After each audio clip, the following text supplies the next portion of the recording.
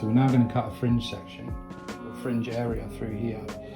And the thing to remember is that when we're cutting a fringe, we want it to fall in a curve. And so for that to happen, what we have to do is actually cut this in a V, because hair will fall to the longest point. If we cut it in a curve all the way around, what's going to happen is you're going to have a straight piece in the middle and two long bits either side. So if I cut it into a V, it's going to fall. As you can see, this one was previously cut from a previous class. So now we're going to take out our section. So what I've done to start with is take out a section off the front from the back by using my comb to establish where the high point of the head is, where the comb, as you can see there, is just level on top of the head, and it goes through to the center of the ear. To section off the front from the back.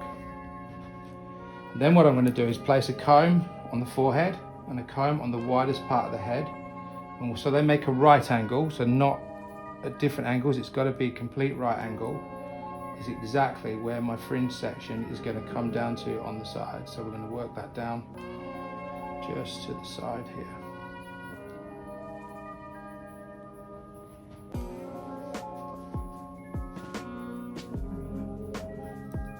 Just going to clip that out of the way.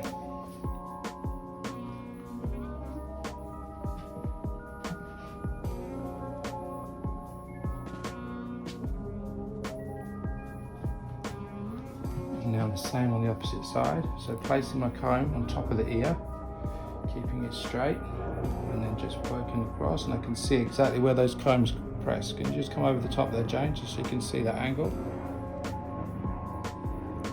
where they cross over. So I'm going to come down from the high point of the head and just take out my fringe section.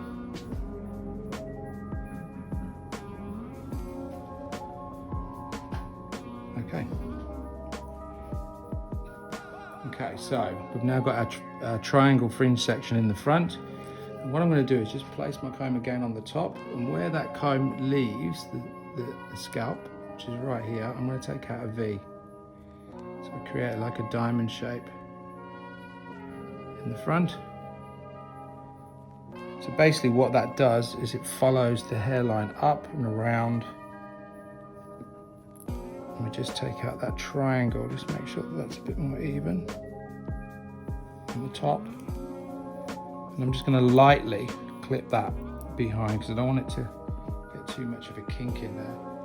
You can see there's a V section there. Obviously doing this dry because it's going to jump up if it's wet, so I always cut a fringe section when it's dry. So what I'm going to do is now take my scissors. I'm going to start from this side, and I'm going to just place the comb, or place the hair into the comb with zero tension. And you can see now I can change my angle of where I cut. I'm actually going to go to the wider tooth just to create less tension. And what I'm going to do here is I'm just going to use the angle of my comb. You can see I can determine what length I want, and just point cutting just into the center to create a V.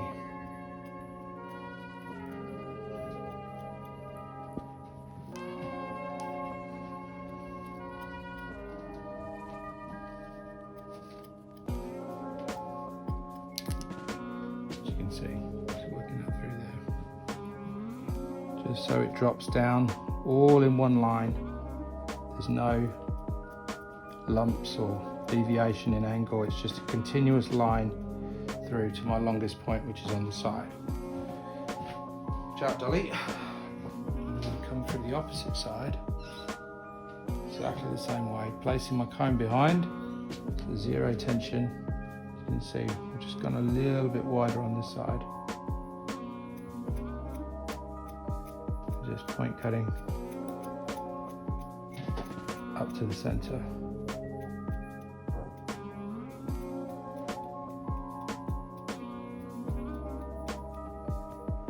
Just so we create a real sort of shattered edge, and just coming in anything that's too heavy or too thick, just softening that line so the hair will flow down to the longest point again.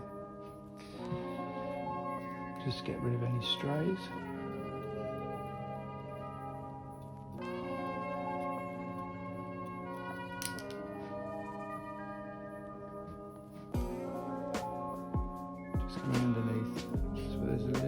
length. And then I'm going to check my balance. Okay, so now as you can see, I've just dropped down the side sections just to complete, so you can see the fringe, and we've still got our piece left out at the top, just taking the clip out of here. And that's just going to spill over into my fringe. And this is really going to be the transient part of the haircut, because it's just going to move. As you can see, this hair at the top is going to move from side to side, so it's quite nice to sort of move this around. And wherever it's too heavy, I've swapped scissors to using the bigger scissors. And I'm just going to pick this up, and I'm just going to back cut that, just to get rid of that excessive length that we've got there that just hangs over, that disconnection, to create a much more softer line. And again, just picking this up, obviously elevating that out to graduate it, and just using my scissors just slightly, just feathering that hair away, so it can kind of almost push that fringe so it can move around.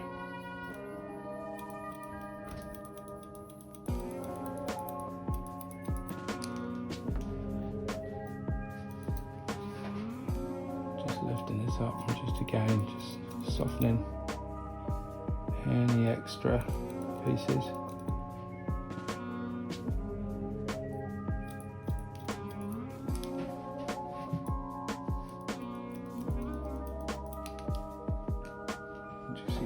Just move around to the side, just so you can see, so that fringe just blends in into the side area on both sides. Fantastic mannequins we've got here, really great for working on these fringes. They're brilliant in the classes.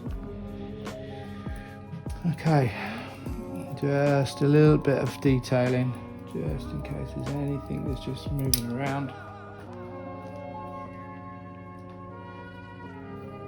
I'm always making sure that the middle is the shortest part, as I mentioned before,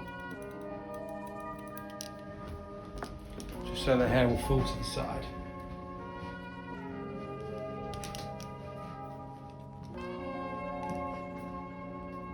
There we have